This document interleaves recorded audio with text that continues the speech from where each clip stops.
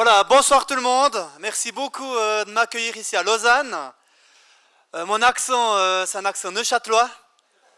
Je viens du Val de Travers à Motier. Qui est déjà passé par Motier? Val de Travers. Donc nous venons de là avec mon épouse qui est ici présente. Aline, bienvenue. À côté d'Aline, il y a Shamsula, un jeune mineur qui vient d'Afghanistan. Nous faisons famille d'accueil. Donc Shamsula, bienvenue aussi. Et puis il y a aussi Miguel, notre grand garçon. Nous avons 3 garçons biologiques. Un qui est ici, il est en train de naviguer je ne sais pas où. Et puis 2 qui sont restés à la maison. Merci beaucoup de l'invitation. Alors j'ai 38 ans, je m'appelle Valérie et de métier je suis forestier bûcheron. J'ai appris forestier bûcheron et je suis maintenant pasteur depuis 8 ans. Alors on pourrait se dire, mais quel rapport entre être bûcheron et être pasteur? Et sachez-le que finalement ce sont 2 métiers très similaires, très proches. Le forestier bûcheron, ce n'est pas juste de couper des arbres, c'est de penser à la forêt future. Lorsque le bûcheron coupe un arbre, il doit imaginer 20 ans plus tard, qu'est-ce qu'il voudrait avoir à la place. Et je crois que le ministère pastoral, c'est exactement cela. Parler de la vie des gens, prier, souvent travailler dur pour des choses qu'on ne voit pas forcément dans le présent, mais c'est 10, 15, 20 ans plus tard qu'on peut voir ce que le Seigneur a fait. Je suis maintenant responsable d'église depuis 8 ans. Je vais quitter le ministère pastoral fin août. Il y a des choses qui nous animent de plus en plus en tant que famille, notamment le travail parmi les familles. Nous sommes impliqués dans le ministère Famille de foi. Comment vivre Jésus, comment vivre la foi au quotidien. On a à cœur les jeunes, l'accompagnement des jeunes et tout le domaine aussi de la guérison divine. On aime prier pour les malades, on aime voir Jésus se glorifier dans la guérison. On croit que la guérison, c'est un signe du royaume, un signe de l'amour de Dieu, immérité. Et j'aime tellement lorsqu'on prie pour quelqu'un qui connaît rien de Jésus, qui est pécheur pratiquant, et le Seigneur se manifeste comme signe de son amour. Et tout à l'heure, je reviendrai un petit peu sur ces questions. Ce que j'ai à cœur d'apporter dans ce témoignage, comme ça a été dit, j'ai écrit un livre, Des racines dans le ciel. Il y a un arbre dessus, un livre qui parle d'un chemin de vie difficile, d'un parcours difficile, surtout que j'étais jeune, tout un travail de guérison, tout un travail de pardon, pour arriver aujourd'hui à une certaine maturité. Je ne dis pas que je suis complètement mature, mais je suis déjà plus qu'il y a 20 ans. Des racines dans le ciel. Un arbre, il a des racines dans le passé, je suis issu du passé, je suis un fruit de mes parents, de mon père, de mes grands-parents, pour être aujourd'hui cet arbre, et puis qui porte du fruit. Et parfois dans le monde chrétien, j'ai déjà remarqué qu'on n'aime pas trop parler du passé. On n'aime pas trop parler de nos ancêtres. Et pourtant, je suis complètement issu de mes ancêtres. Grâce à eux, je suis ici ce soir. Et dans les ancêtres, il y a des bonnes choses et il y a des mauvaises choses qu'on doit pouvoir éliminer, qu'on doit pouvoir éradiquer. J'ai à cœur, par rapport au travail parmi la jeunesse, d'emmener les jeunes de la maturité. Un enfant qui a 9 ans, ça ne nous viendrait même pas l'idée que lorsqu'il a besoin d'aller aux toilettes, qu'il fasse encore des pampers, à moins qu'il y ait un handicap sévère. C'est normal, il sait où sont les toilettes. Et parfois, je souffre que de l'église, parfois des chrétiens qui ont 9, 10, 15, 20 ans de conversion se comportent encore comme des bébés. Et je crois qu'il y a des pas à faire, qu'il y a de la maturité à acquérir, parce que Jésus veut que nous passions de petits enfants à enfants, adolescents et adultes. Et lorsque mon fils sera adulte, j'espère que j'aurai toujours une relation forte avec lui, mais plus une relation de papa avec son petit enfant, mais de papa avec son adulte d'enfant. Encore plus profond, encore plus mature, mais différent. Alors je vais parler un petit peu de mon témoignage. L'idée c'est de pouvoir vous rejoindre là où vous en êtes. J'ai besoin de parler un petit peu du contexte de mon vécu. Je vais parler d'une rencontre avec Jésus qui a été bouleversante et surtout le chemin du pardon. On le chante, on le prie, on le proclame que Dieu pardonne. Et j'aimerais un petit peu partager de comment est-ce que Jésus m'a rejoint et comment est-ce qu'il m'a poussé d'un chemin de pardon, de mes retranchements, pour me dire, mais Valérie, qu'est-ce que tu choisis?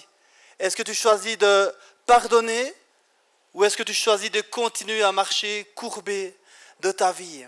Je suis né dans une famille pratiquante, religieuse pratiquante. Tous les dimanches, nous devions aller à l'église, c'était une loi. C'était impensable que de louper le culte. Lorsqu'on partait aux vacances, on partait du samedi au samedi. En fait, on louait une maison du samedi au samedi. Et on partait le dimanche après le culte. C'était impensable de louper le culte. Louper le culte, c'était un des péchés le plus grave qu'on puisse faire. Et puis, le problème, c'est que le dimanche, nous devions mettre la cravate, nous devions mettre les beaux habits, et puis la semaine, ça ne se passait pas tout à fait comme ça dans ma maison. Mon père souffrait de dépression, une dépression qu'il n'a jamais pu assumer, qu'il n'a jamais pu affronter. Les médicaments, c'était pour les autres, la prière, ça n'existait même pas vraiment dans notre milieu, et pourtant, tous les dimanches, nous devions aller à l'église. Et il y avait un décalage tel entre le vécu de la semaine, du quotidien, et la réalité du dimanche matin. Le dimanche matin, on me parlait d'un Dieu qui était glorieux, un Dieu qui était grand, un Dieu qui guérissait, un Dieu qui était bon. Et la semaine, je ne voyais absolument pas ça de la vie de mon père. Je voyais plutôt quelqu'un qui était dépressif, quelqu'un qui était violent, quelqu'un qui était tellement dur avec ses paroles. J'ai vu ma mère être menacée plusieurs fois de mort. Plusieurs fois, la police a dû venir à la maison intervenir avec les chiens policiers parce que mon papa y partait. Des soirs de Noël, mon père disait « Mais vous n'allez plus jamais me revoir, je vais aller me suicider ».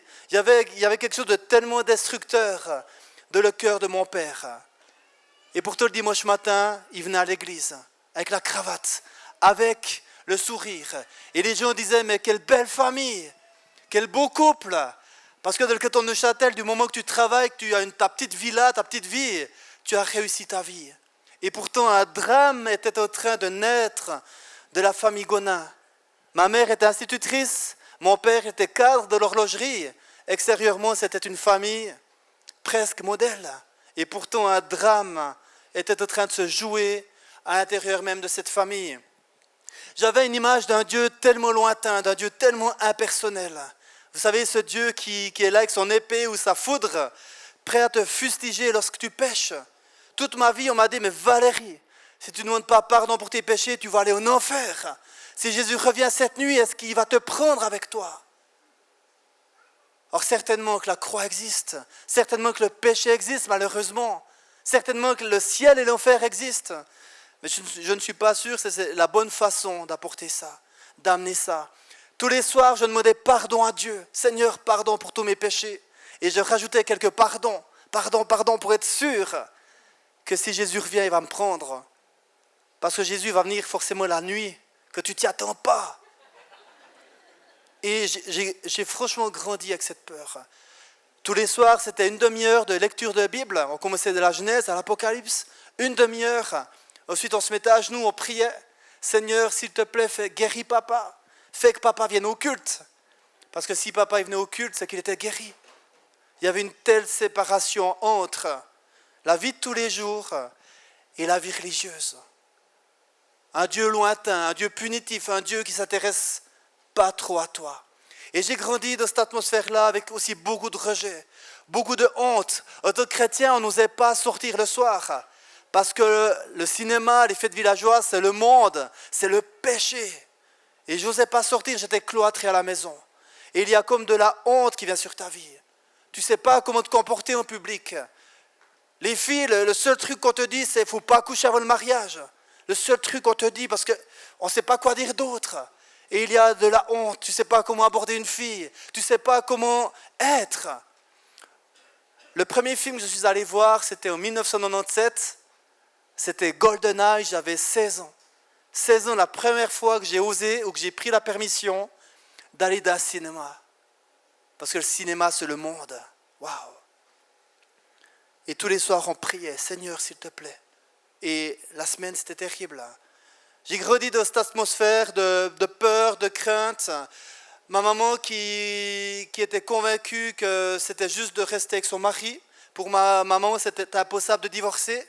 C'est une femme chrétienne, elle prie pour son mari. Elle ne se sépare pas. Ma maman, elle a assumé, elle a prié pour son mari. Elle s'est fait maltraiter par son mari. Elle ne s'est jamais fait battre physiquement, mais par les paroles. Et après, c'est les enfants qui s'y sont mis. J'ai dit, mais maman, je suis sûre, je suis adoptée, je suis trop différent de toi. Je viens de Roumanie, vous m'avez caché ça. Pas évident pour une maman, hein, qui se donne, qui se sacrifie pour ses enfants, et d'entendre ça de la part de ses garçons. Mon père a toute sa vie souffert d'avoir dû être horloger. Lui, c'est quelqu'un qui aimait la terre, c'est quelqu'un qui aimait la forêt, qui était bûcheron de l'âme. Et malheureusement, c'est le fils aîné qui a repris le domaine. Et un gamin qui ne sait pas trop quoi faire de sa vie, on le met au tech en général, l'école technique. Et puis mon père a fait horloger, un métier qu'il n'a jamais apprécié, même s'il était capable.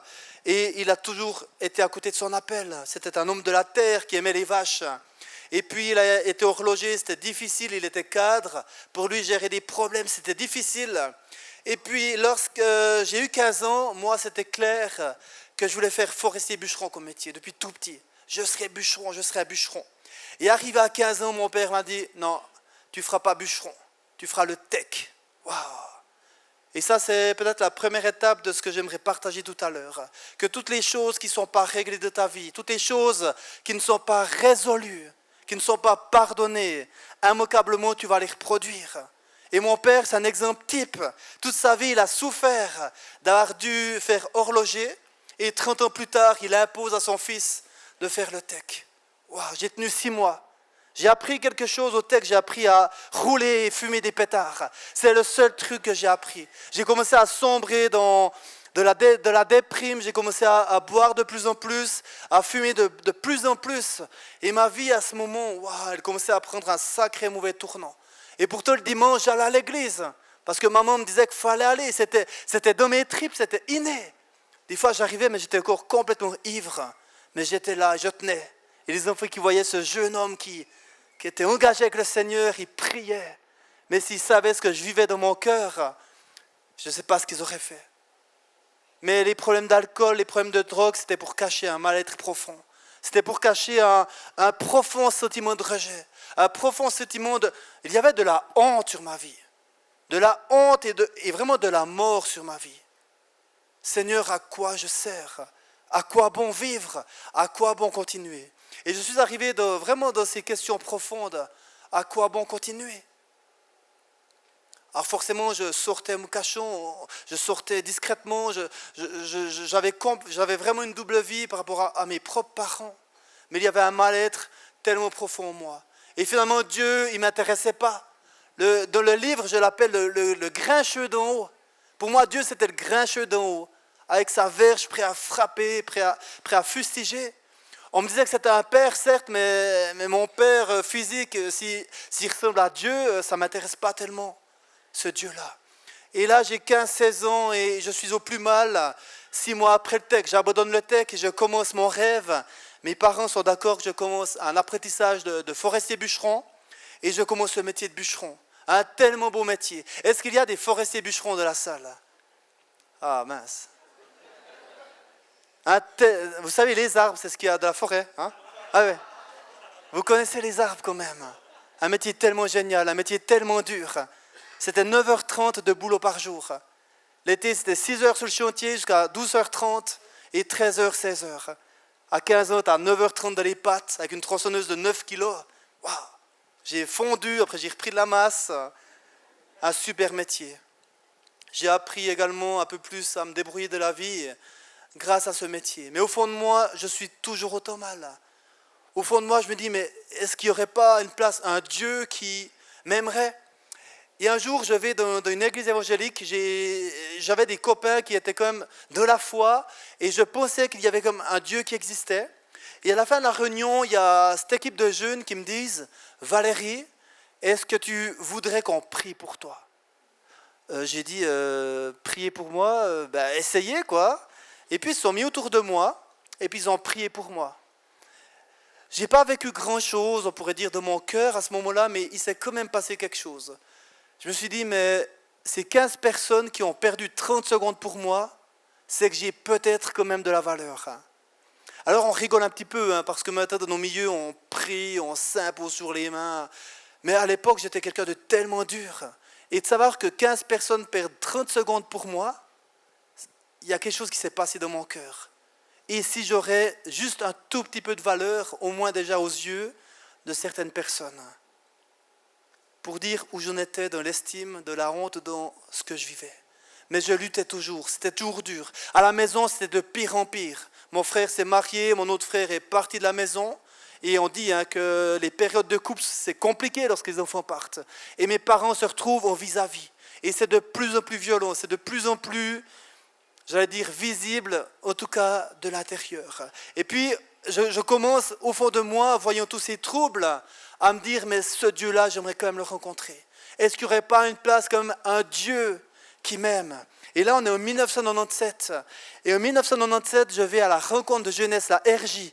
Elle était encore Landron à l'époque. Qui connaît les RJ de Landron? Oui, quand même, hein?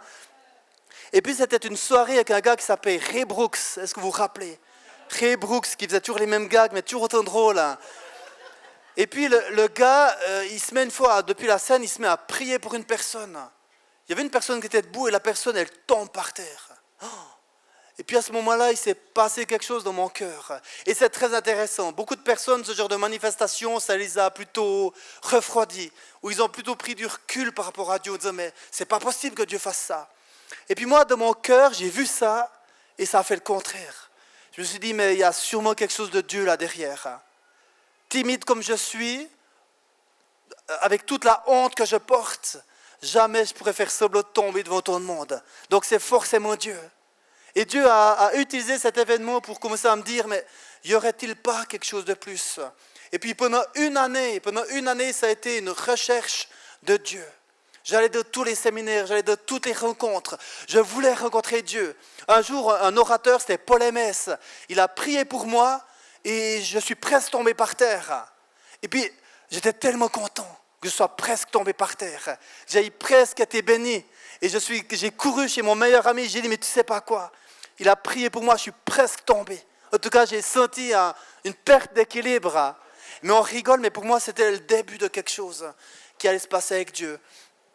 Une année après ça, on est en mai 97, je suis touché par Dieu et je vais rencontrer le pasteur d'une église évangélique de mon village que je commençais à connaître et je me suis dit, mais j'aimerais bien te raconter une partie de ma vie. Pour moi, parler de qui j'étais, de nos problèmes, les problèmes, ça reste de la famille. Les problèmes, ça reste dans le cadre de la famille. Et j'étais né avec ça. De parler de nos problèmes, c'est pas possible, on ne le fait pas. Et puis je suis allé voir cette personne et j'ai commencé à lui parler de mon vécu. Autant dire qu'il ne souriait pas vraiment parce qu'il se rendait compte un petit peu de qu'est-ce qui se passait réellement. Et puis je ne sais pas ce qui lui a pris, ce personnage, Michel Ruchti, pour ceux qui connaissent. À un moment donné, il m'a regardé dans les yeux et puis il m'a dit, mais Valérie, est-ce que tu serais d'accord de donner ta vie à Jésus ce soir? Je suis devenu tout rouge, j'étais mal. Mais je crois que ce soir-là, il y avait vraiment un appel de Dieu qui tombait. C'est comme si Michel ou si Dieu s'était dit, mais c'est le moment pour Valérie de vivre cette rencontre avec moi. Je n'étais pas allé du tout pour ça. La théorie sur la croix, sur le péché, toutes ces choses, je la connaissais par cœur. Mais ce soir-là, il s'est passé quelque chose. Ce soir-là, c'est comme si je me disais, mais c'est le moment ou jamais. Ma vie, elle est trop en train de me glisser entre les mains. À la maison, c'est trop le chantier. Je crois qu'il y a quelque chose que Dieu est en train de faire. Et j'ai dit, ok, je ne sais pas vraiment ce que ça veut dire, mais je suis prêt ce soir à donner ma vie, à te donner ma vie, Jésus. Et ce soir-là, au mai 97, j'ai fait la prière du salut. J'ai vraiment, véritablement rencontré Dieu. J'ai vécu une rencontre tellement forte avec Jésus. Alors j'aimerais bien dire que ma vie, elle a complètement changé, mais non, c'est pas vrai. Mais il s'est passé quelque chose au fond de moi. J'ai ressenti quelque chose de la présence de Dieu. Parfois, on a un petit peu de la peine avec le ressenti dans nos églises. Hein. On n'aime pas trop ressentir ou on est trop de le ressenti. Mais lorsque vous venez d'un tel milieu d'église, que toute votre foi est cérébrale, de ressentir 2-3 picotements, de ressentir quelque chose de la présence de Dieu, c'est tellement bouleversant. Je donne ma vie à Jésus en mai 1997. Et pendant une année, ça a été les années les plus folles de ma vie d'un point de vue spirituel. J'étais un bébé de la foi. C'était le bébé qui mange un yogourt, qui en met partout, et le père qui vient, qui le nettoie. Le bébé, on le change complet, on le nettoie bien les fesses, et 5 minutes après, il refait aux culottes, puis on le rechange, puis on lui fait encore un bisou sur le ventre. C'était ça, ma nouvelle naissance. Et c'est tellement important de bien vivre ces moments privilégiés avec Dieu. Je priais pour les malades, et les malades, franchement, étaient guéris. Je recevais des visions de la part de Dieu. J'étais baptisé de l'Esprit, mais comme une crêpe. Mais des choses que j'ai jamais vécues, ou que j'ai rarement vu quelqu'un vivre d'une intensité tellement forte. J'étais pas meilleur que les autres, Mais je crois que Dieu préparait quelque chose dans ma vie. Que Dieu préparait quelque chose. Je vis des super belles choses et pourtant mon cœur saigne. Je vois la gloire de Dieu et pourtant mes parents vont de plus en plus mal. Mon père est de plus en plus violent. Un jour, c'est la police qui devra intervenir et qui vont l'emmener de force dans un hôpital psychiatrique et qui vont l'interdire de domicile. D'un côté, il y a un drame familial qui est en train de se préparer chez les Gonins, la famille entre guillemets modèle. Et d'un autre côté, je vis des choses tellement fortes avec Dieu. Mais au fond de moi, je suis tellement mal. On est en octobre 97 et j'aime bien parler de cet événement parce que ça a été tellement fort. Je savais que Dieu il est grand, je savais que Dieu connaît le nombre des cheveux de nos têtes, on sait ces versets par cœur. Je travaille dans ma forêt et je perds ma serpe. La serpe, c'est les outils que les bûcherons ont dans le dos. Et puis je cherche cette serpe, je me mets à prier à un moment donné et tout à coup j'ai une vision. Je me vois en train de tourner un arbre et que ma serpe elle a glissé dessous, un endroit que je ne pouvais pas voir. Et je me dis, mais elle est là cette serpe. Et puis je vais voir, elle était exactement là. Et pour moi, c'était tellement bouleversant. Pas tellement le fait de retrouver une serpe, j'en ai perdu plein par la suite, mais surtout le fait qu'à ce moment-là, j'ai compris que Dieu était réellement avec moi dans la forêt. Ce Dieu lointain, ce Dieu tellement distant, ce Dieu qui connaît le nombre des cheveux de nos têtes, en plus c'est vrai, mais en plus il était là avec moi. Il m'avait vu tourner cette serpe, il m'avait vu perdre cette serpe, et de sa bonté il me montre où elle est cette serpe. Et ça je vous promets que c'est bouleversant. Que vous ne savez pas trop si Dieu vous aime, que vous ne savez pas trop si Dieu s'intéresse réellement à vos vies. C'est des événements qui sont bouleversants. Et puis il y a un verset que j'aime tellement, une histoire que j'aime tellement de la Bible. C'est dans Jean 5, on voit se paralyser un gars qui est malade depuis 38 ans. Et puis on voit Jésus qui arrive, et Jésus qui dit, mais veux-tu être guéri? Et la personne dit, mais finalement, il n'y a personne qui va me mettre dans le puits où il y a l'ange qui vient et qui guérit les gens. Le gars, il est complètement, il dit même pas oui, il dit même pas non. Et pourtant, Jésus le guérit. Et c'est quelque temps après, alors que cette personne est dans le temple, que Jésus va lui dire, mais maintenant que tu es guéri, va et ne pêche plus. Et pour moi, c'est tellement fort. Combien de fois dans nos églises, on dit aux gens, mais va et ne pêche plus. Et ensuite, je prierai pour toi. Va et ne pêche plus, et ensuite, tu auras le droit à me rencontrer. Va et ne pêche plus, et ensuite, peut-être, tu pourrais être rempli du Saint-Esprit. Et là, Jésus semble faire le contraire. Il guérit, il interpelle, il bouleverse. Ensuite de quoi il dit, mais maintenant que tu es guéri, va et suis-moi. Viens avec moi, on va aller dans le chemin de la maturité. Et c'est là que parfois le bas blesse également dans le monde chrétien. Les gens veulent être guéris, les gens veulent être touchés, amen. Mais lorsque Jésus dit, mais maintenant que tu es guéri, va et suis-moi. Maintenant que tu es guéri, va et ne pêche plus. De peur qu'il t'arrive quelque chose de pire. C'est là que les gens ils prennent du recul. Et ils restent dans le stade numéro 1. Et Jésus est là, Jésus il guérit, Jésus il lave. Mais Jésus veut nous emmener plus loin. Je vis cette année complètement folle avec Jésus. Pendant une année, et mes parents vont de plus en plus mal. Quelque chose de très grave est en train de se passer. Et puis, ça fait une année que je suis chrétien. Le 4 juin 1998, je témoigne d'une église comme celle-ci, que ça fait une année pile que je suis chrétien. Alléluia, bravo Valérie. J'arrive à la maison le soir même. Et à minuit 15, ce sont des coups de feu qui me réveillent. Bam! Mon papa est entré en catimini à la maison et il assassine ma maman. J'entends des coups de feu de la maison, des cris d'épouvante. Mon frère qui a voulu s'interposer au milieu, il s'est aussi tiré dessus. Mon frère, c'est un miraculé. 2 balles dans les poumons, de la colonne vertébrale. Aujourd'hui, il est debout, mais c'est un miraculeux. Un drame familial, les médias vont en parler. Le titre initial devait être de l'illustrer « Meurtre sous fond de secte ». Alors ça a été changé, notre maîtresse a été assassinée. C'est encore l'époque où on pouvait mettre des titres très très flash où ça passait. Maintenant ça ne passerait plus, mais imaginez le drame. Je vis des choses tellement fortes avec Jésus. Et d'un autre côté, mon père qui arrive, il assassine ma maman, il blesse mon frère et se suicide ensuite. En l'espace de 5 minutes, la vie elle bascule. Dieu, t'es où? Dieu, pourquoi tu laisses faire de telles choses?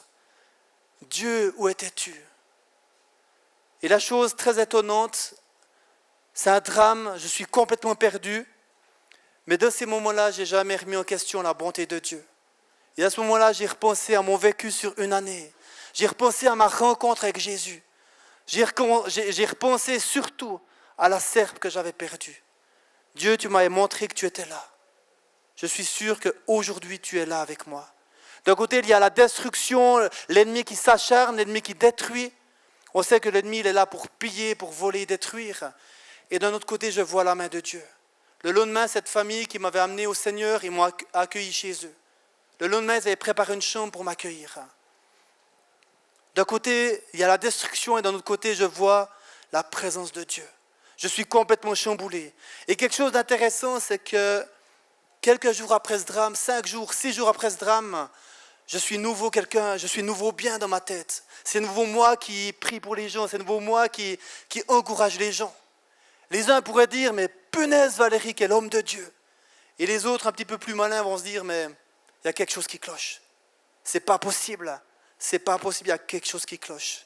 Et effectivement, il y a quelque chose qui clochait. J'étais une personne qui était incapable de montrer mes émotions.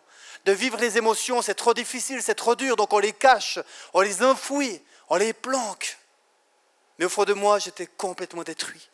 Au fond de moi, j'étais complètement foutu, on pourrait dire. Seigneur, t'es où? Qu'est-ce que tu fais? 6 mois après ce drame, je pars au Canada faire une école de disciples à Denham, pour ceux qui connaissent Denham. Et puis pour moi c'était clair que j'allais 9 mois là-bas, j'allais revenir guéri, j'allais revenir délivré, j'allais revenir complètement transformé. Et puis je pars, on m'envoie depuis mon église, on prie pour moi, Valérie, on t'envoie au Canada, sois béni. Et arrivé de l'avion, à Cloton, arrivé de l'avion, je commence à pleurer. Des larmes commencent à couler. Ah, au nom de Jésus, c'est une attaque. On refuse, l'ennemi ne veut pas que j'aille au Canada. J'arrive au Canada, à l'aéroport, il fait froid, il y a le jet lag, je suis complètement perdu, je n'ai pas la bonne adresse. Et là, je m'effondre. Je dis, mais qu'est-ce que je fais ici? J'arrive à Denham des heures après. Paradoxalement, Denham, c'est un ancien orphelinat, donc très bon qu'on m'accueille. J'arrive 2 jours avant l'ouverture des cours, il n'y a personne pour m'accueillir. Et là, je m'effondre. Et pendant 1 semaine, j'ai pleuré. Pas 24 sur 24, mais j'ai tellement pleuré. Le Seigneur a permis que je me retrouve au Canada, loin de tout, loin de mes pères, loin de ma famille, loin de mes amis, pour parler à mon cœur. Surtout pour me montrer en réalité où j'en étais. J'étais complètement perdu. Les émotions étaient mortes, mon être intérieur était détruit. Et c'est arrivé au Canada, j'avais plus de repères, plus rien, que je réalise en réalité où j'en suis. Et 1 semaine après, je suis de nouveau de retour en Suisse. J'ai payé un aller simple, 1500 francs, Canada-Zurich. Tellement cher à l'époque. Un aller simple, c'était cher. Mais je me suis dit, mais je ne vais pas survivre. C'est impensable de rester plus longtemps.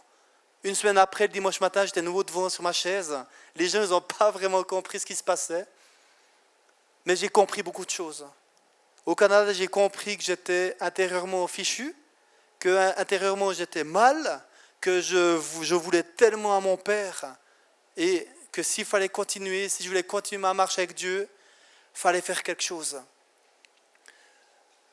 J'ai fait un cours qui s'appelle Racines et fruits, un cours, je dirais, assez basique de relation d'aide, et puis qui dit simplement que si les pommes de votre vie, si les fruits que vous produisez sont acides, si les fruits ne sont pas bons, ça ne sert à rien de mettre du spray sur vos pommes pour faire semblant qu'elles soient bonnes.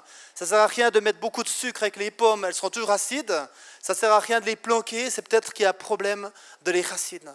Il y a peut-être un problème qui est plus loin que simplement les pommes qui sont acides. Et là, Jésus m'a interpellé. Il m'a dit, mais Valérie, est-ce que tu es prêt à entreprendre un chemin de pardon? Est-ce que tu es prêt à entreprendre un chemin de pardon? Et j'aime bien prendre l'image d'un sac à dos. Ma vie était sur mes épaules et j'étais quelqu'un qui marchait complètement courbé. Et on peut vivre complètement courbé, mais ça va être difficile.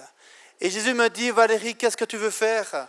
Est-ce que tu veux continuer à marcher courbé ainsi toute ta vie? C'est difficile, tu vas t'épuiser, tu ne vas pas pouvoir entrer dans ce que j'ai prévu pour toi, mais tu vas survivre. Ou est-ce que tu es prêt à entrer, à commencer un chemin de pardon? Est-ce que tu es prêt à pardonner à ton père?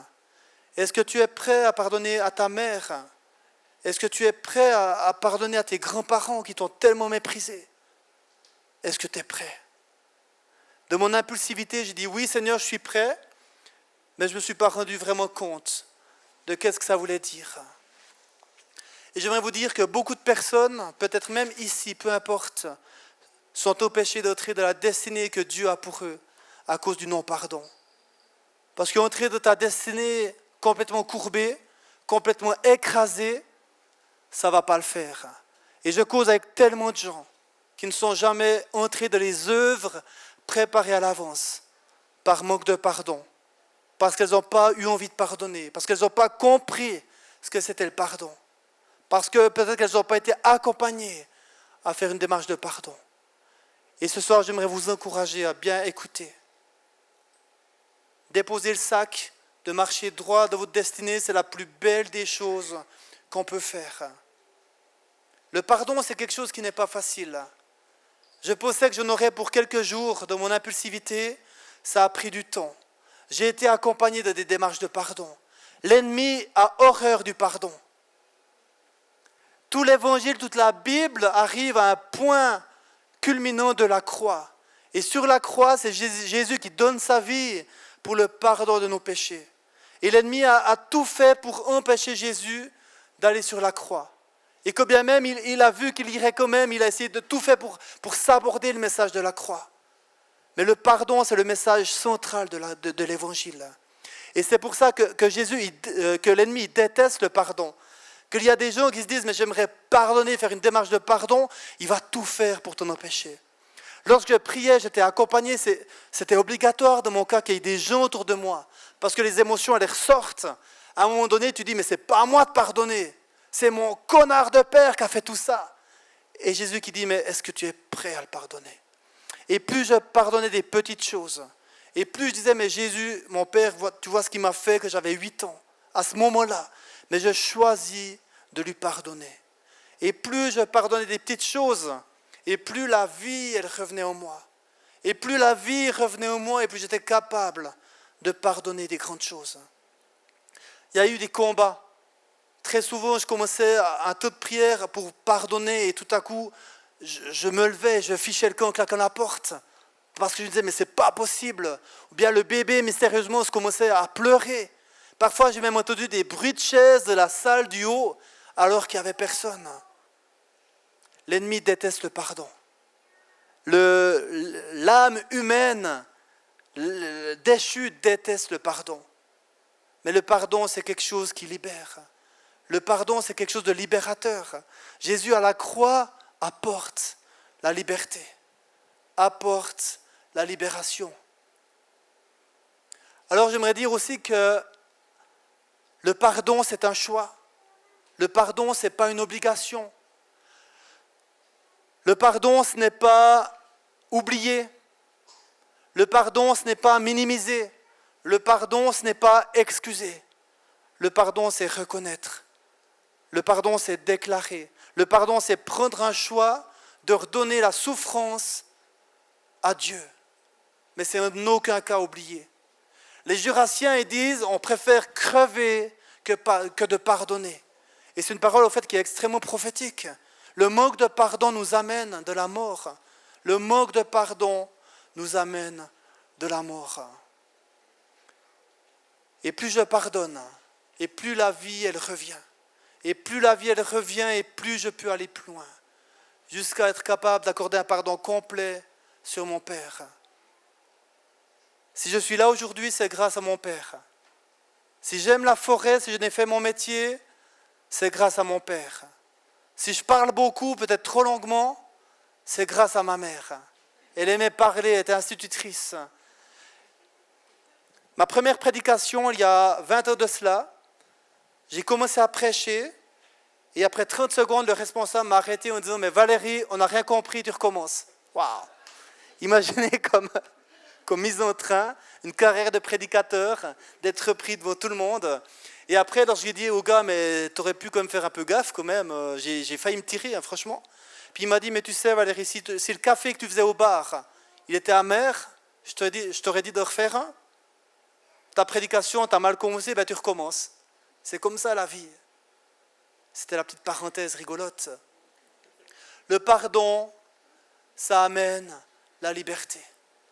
En fait, pour moi, ça n'a pas été tellement difficile de pardonner. La rencontre avec Jésus avait été tellement forte. J'ai tellement compris à ce moment-là la force de la croix, la puissance de la croix, que c'est devenu presque un choix, que c'est presque devenu quelque chose de naturel. Jésus, tu m'as tellement pardonné de péché à la croix que je suis prêt à faire la même chose. Tout ce chemin de pardon, ça m'a aussi aidé à avoir de la lucidité. Je vous parle de mon livre, à essayer de comprendre l'héritage familial de ma vie. C'est comme si toute la haine était partie et j'arrivais enfin un petit peu à voir plus clair sur les choses réelles de ma vie, de ma famille. Qu'est-ce qui est bon et qu'est-ce qui n'est pas bon. Ma grand-maman, c'était quelqu'un de pas sympa, on pourrait même dire qu'elle était méchante. J'ai appris dans le journal qu'elle était décédée en 2002. Et puis, en étudiant un petit peu son cas, en comprenant ce qui s'était passé, la haine ôtée, j'ai compris que ma grand-mère avait perdu sa maman à l'accouchement. Donc ma grand-mère était née et sa maman était morte. Et puis son papa, qui était veuf à ce moment-là, a remarié la sœur, vous me suivez, a remarié la sœur de cette dame décédée. Et toute leur vie, ils ont reproché à cette petite fille, donc ma grand-mère, que c'était de sa faute si elle était morte, la dame. Donc vous grandissez avec vous grandissez avec ça. Je suis en vie, mais c'est grâce à moi que ma maman est morte. Et vous grandissez avec ça. Pas étonnant que vous deveniez aigri. Pas étonnant qu'il y ait de la souffrance et de la colère dans votre cœur. J'ai perdu mon grand-père, mon autre grand-père, je l'ai perdu, il avait 36 ans. Ma maman avait 2 ans lorsqu'elle a perdu son père. On m'a dit tellement de choses sur cette personne. Il est mort d'une leucémie. Paraît-il que c'était un gars bien. Et j'ai pris beaucoup de temps pour essayer d'aller revoir, d'aller comprendre, d'aller questionner des gens qu'il avait côtoyés. Pour me dire, mais dis-moi qui était mon grand-père. C'était qui ce grand-père? Pourquoi il est mort? Quel était son héritage? Pas au niveau de la thune, mais héritage spirituel. C'était quoi ses qualités? C'était quoi ses défauts? Et toutes ces choses m'ont permis d'être réconcilié avec ma famille, d'être réconcilié avec mon héritage. J'aime tellement l'image de cet arbre, parce qu'un arbre, on voit le visible. Le visible, c'est moi aujourd'hui, c'est vous aujourd'hui, mais ce qui fait vivre l'arbre, ce sont les racines. Et les racines qui sont puisées dans l'histoire du sol, dans le sol de l'histoire. Et moi, ma vie, elle est autant puisée dans le ciel, mes racines sont dans le ciel, mais qu'elles sont aussi dans l'histoire de mes parents, l'histoire de ma famille. Et aujourd'hui, je peux dire que je suis fier d'avoir eu mon père, je suis fier d'avoir eu ma mère, pas de tout ce qu'ils ont fait, mais qu'un jour ils aient décidé d'avoir un enfant. Sinon, je ne serais pas là. Vous feriez quoi? Non, je rigole. Le pardon, c'est quelque chose qui libère. Le pardon, c'est quelque chose qui libère. Et cette parole que j'ai donnée tout à l'heure par rapport à la destinée, beaucoup de gens sont empêchés d'entrer dans leur destinée parce qu'ils traînent sur leurs épaules un sac tellement lourd, un paquet de souffrances tellement lourd. Le simple fait d'évoquer vos parents, d'évoquer vos grands-parents vous fait pleurer en disant « mais jamais je serai comme eux, ah, tout le mal qu'ils m'ont fait ».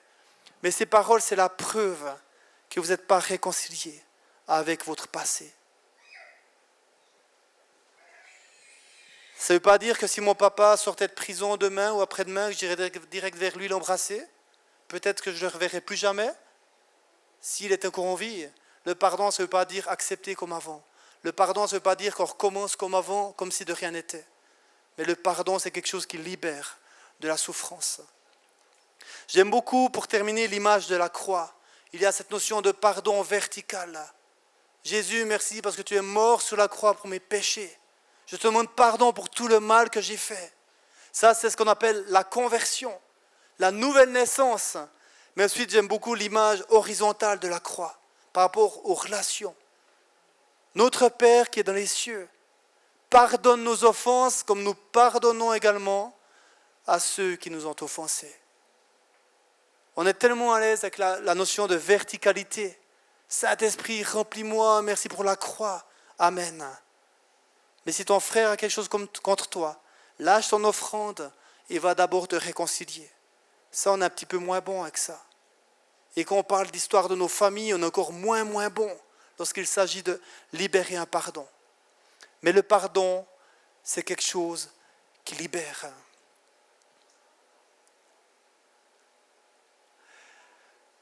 J'ai également écrit ce livre parce qu'il faut bien imaginer que ce drame familial,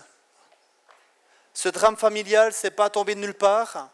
Ce drame familial, ça a été en quelque sorte la pointe de l'iceberg. Les gens auraient voulu presque que ça soit juste une pétée de plomb, parce que si c'est une pétée de plomb, on va se dire, mais finalement, il a pété les plombs. Mais c'est quelque chose qui se construisait sur 20 ans. Il y avait des signes qui se voyaient que ça finirait mal comme ça. Beaucoup de personnes qui ne connaissent pas Jésus ont apprécié ce livre. C'est d'une part, je parle en jeu, et puis beaucoup de gens se sont retrouvés dans ces situations.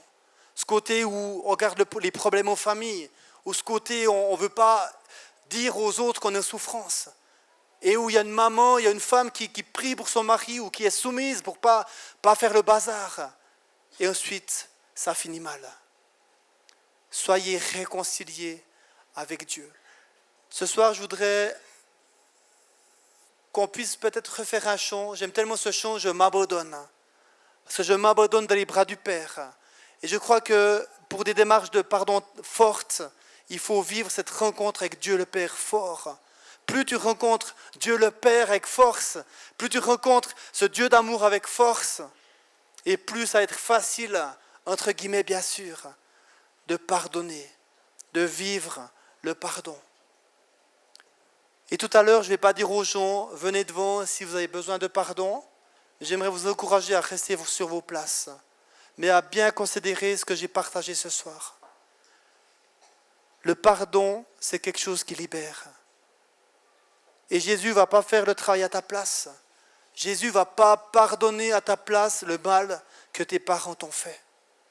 Il va déjà pardonner ta propre vie et il va te donner la force de pardonner à ceux qui t'ont fait du mal.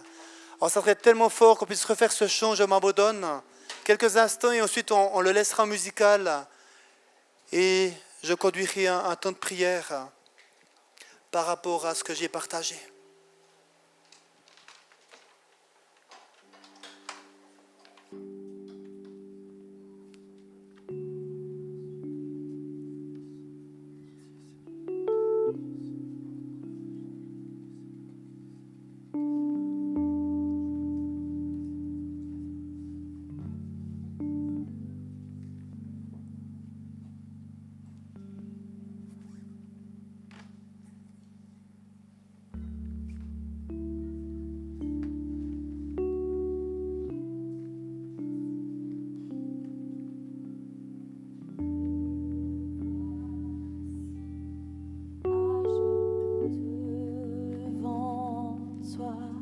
J'abandonne tout, j'abandonne tout.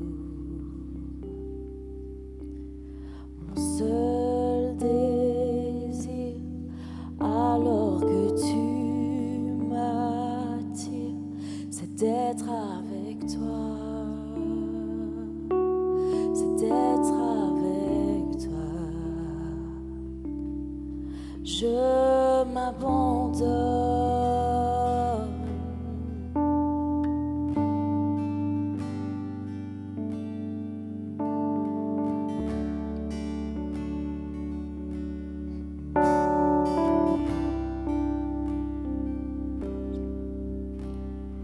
Par ta grâce, viens inonder mon âme. J'ai besoin de toi. J'ai besoin de toi. Mes bras ouverts, tu entends ma prière. Parle à mon cœur. Parle à mon cœur. Je m'abandonne, je m'abandonne.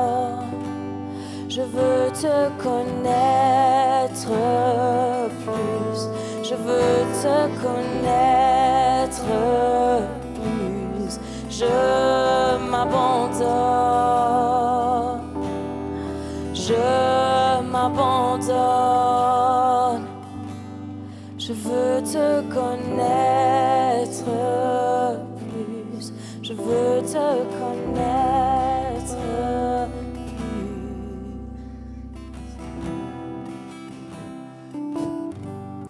On a parlé de cette croix et j'aimerais faire 2 appels ce soir. Le premier appel qui est tellement important, qui est tellement capital, c'est cet appel de rencontrer Jésus. Je ne sais pas si ici tout le monde a déjà rencontré Jésus, peu importe. J'ai à cœur qu'on puisse vivre ça. Jésus qui est parfait, Dieu le Père qui est parfait et qui envoie son Fils Jésus-Christ mourir sur cette croix. Et pour moi, c'était une telle puissance quand j'ai fait cette rencontre avec Jésus. Lorsque j'ai compris tout ce qu'il avait fait sur la croix pour moi. Il a payé le prix. Il s'est sacrifié pour moi, pour que je puisse être réconcilié avec Dieu le Père. Et pour moi, c'est cette notion de verticalité de la croix. Sans cette verticalité de la croix, on ne peut pas mettre la poutrelle horizontale. Et pour moi, c'est tellement important de vivre cette rencontre avec Jésus-Christ, de vivre cette conversion. J'aimerais bien qu'on puisse tous fermer les yeux et j'aimerais donner l'opportunité, s'il y a des personnes ici qui ne sont pas réconciliées avec Dieu le Père. Vous avez entendu parler de la théorie de ce que Jésus a fait sur la croix, mais vous n'avez pas expérimenté cette nouvelle naissance. Vous n'avez jamais demandé pardon à Dieu de vos péchés. Vous n'avez jamais accepté le sacrifice de Jésus sur la croix. S'il y a des personnes ici qui souhaitent faire cette démarche, ça m'intéresserait juste de voir vos mains. Et s'il n'y en a pas, c'est alléluia, c'est que tout le monde l'a déjà fait peut-être. Est-ce qu'il y aurait des personnes ici qui souhaitent faire cette rencontre avec Jésus? Merci, une personne.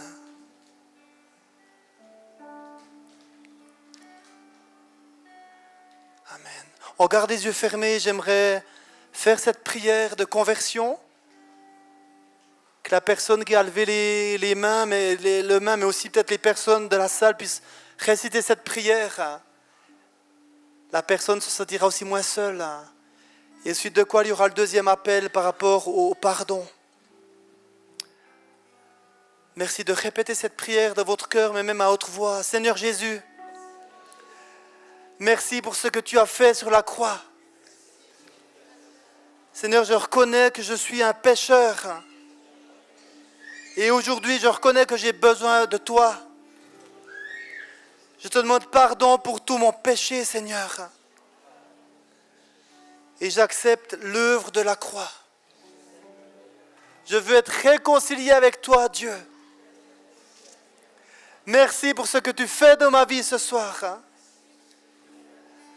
Au nom de Jésus. Amen. Et j'encourage cette personne qui a levé les mains peut-être d'aller vers l'équipe de responsables. Ils ont sûrement des conseils à vous donner, quelque chose à vous remettre. Mais j'aimerais enchaîner sur ce deuxième appel, tellement important. L'un ne va pas sans l'autre par rapport au pardon. Plusieurs personnes ici, vous avez été maltraitées par vos propres parents. Plusieurs personnes ici, vous avez été maltraitées peut-être par votre mari. Ou peut-être par des personnes qui se sont moquées de vous. Vous vous êtes reconnus de ces personnes avec ce sac à dos. Qui marchaient, qui tentaient de marcher, qui allaient de tous les appels. Prie pour moi, frère, pour que j'aille mieux. Mais de prier pour toi, ça va juste t'aider à te donner la force nécessaire d'entrer dans cette démarche de pardon. Et ce soir, j'aimerais faire cet appel par rapport au pardon. Je ne vais pas me répéter, mais le pardon, c'est tellement libérateur. Le pardon, c'est un choix, c'est ton choix. Mais si tu veux que ce sac à dos tombe, si tu veux te redresser et marcher clairement de l'appel que Dieu a pour toi, ça passe dans le pardon. C'est difficile. Parce qu'il y a une injustice que j'ai dit à mon père, mais je te demande pardon, papa, alors qu'il était mort. C'est injuste ce qu'il a fait. Mais je renonce à la haine. Je renonce à l'envie de me venger. Parce que la haine, elle me fait plus de mal à moi qu'à lui qui est 6 pieds sous terre. Et j'aimerais prier avec vous. Qu'on puisse rester les yeux fermés, concentrés. Saint-Esprit, aide-moi, s'il te plaît, à conduire ce temps. Saint-Esprit, viens parler au cœur ce soir. Saint-Esprit, viens bouleverser par ton amour toutes ces personnes. Donne-leur la force de pardonner, Seigneur. Donne-leur la force de pardonner, Seigneur. Moi, j'ai prié pour toutes les personnes maintenant qui sentent une lutte intérieure, qui crient à l'injustice, qui crient à l'injustice. Mais Dieu le Père, s'il te plaît, visite tous ces frères et sœurs. Et je prie pour des pardons. Je prie pour des pardons, Seigneur, ce soir. Je prie pour des démarches de pardon. Je te prie, Seigneur, que plusieurs personnes ici puissent se dire, mais oui, j'aimerais pouvoir pardonner. J'ai besoin d'aide peut-être, mais j'aimerais pardonner à mon père.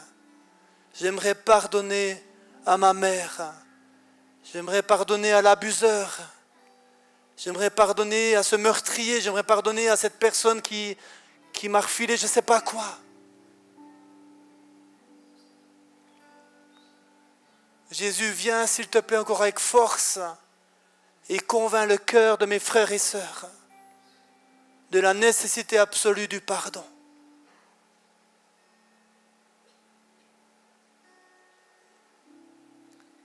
Père, tu viens avec ta douceur maintenant. Tu viens avec ta douceur toucher les cœurs.